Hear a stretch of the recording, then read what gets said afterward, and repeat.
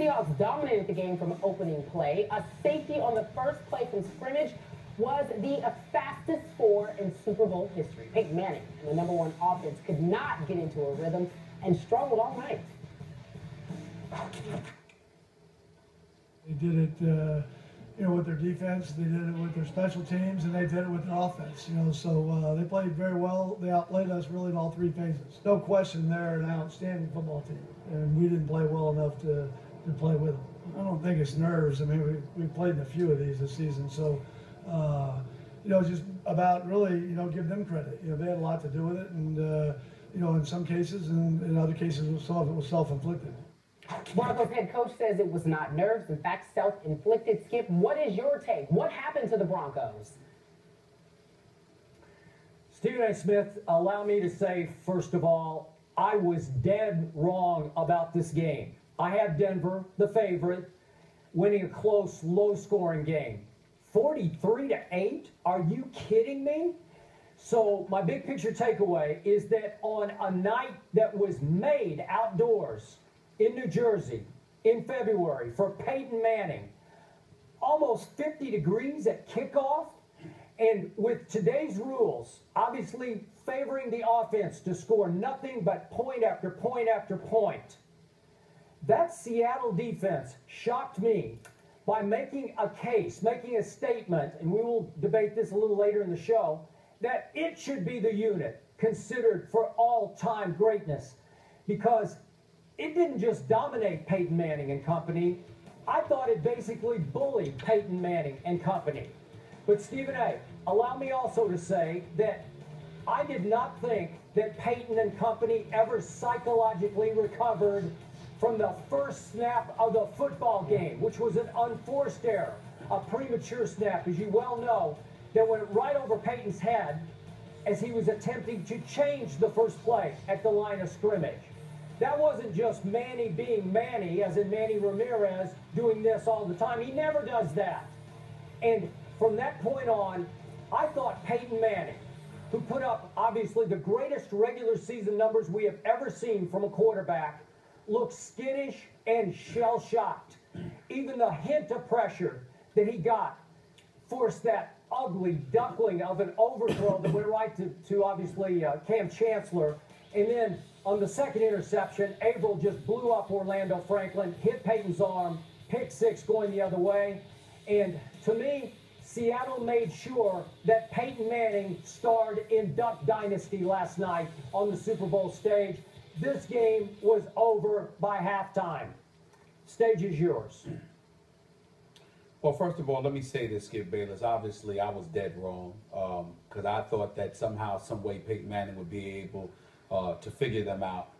That simply wasn't the case. But, we can engage in hyperbole. We can be insulting or whatever the case may be. It's just important to be factual. I'm dead serious with this. The Denver Broncos got punked yesterday in the Super Bowl on the world's biggest stage in sports. They got punked. They got embarrassed. They got stomped on. They got beat down in every phase of the game. They got outplayed. They got outmuscled. They got bullied. They got pushed around. They got outcoached with John Fox and Jack Del Rio, the so-called defensive coordinator for the Denver Broncos. He should be ashamed of himself, too. They had this team ill-prepared to play. The opening snap with Manny Ramirez, considering that name, but Manny Ramirez along with Peyton Manning, he couldn't hear. Even the Denver Broncos fans got outperformed because before a point was scored, before or immediately following kickoff, it was clear that this was a pro-Seattle crowd.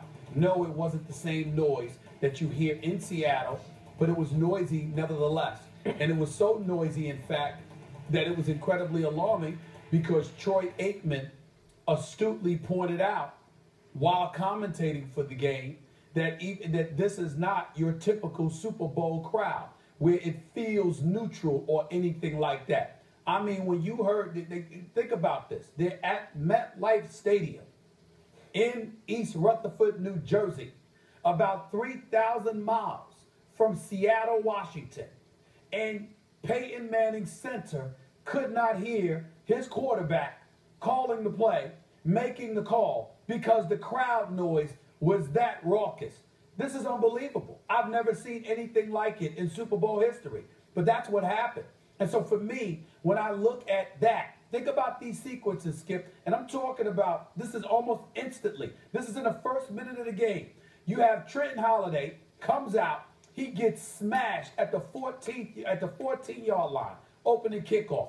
Peyton Manning, very first snap, all of a sudden snaps over his head. You've got a safety. And then after that, they get the ball again, and you've got Thomas coming over on a slant pattern, and who is he greeted by? None other than Cam Chancellor, who puts a hit on him, and all of a sudden you watch everybody on Denver's offense.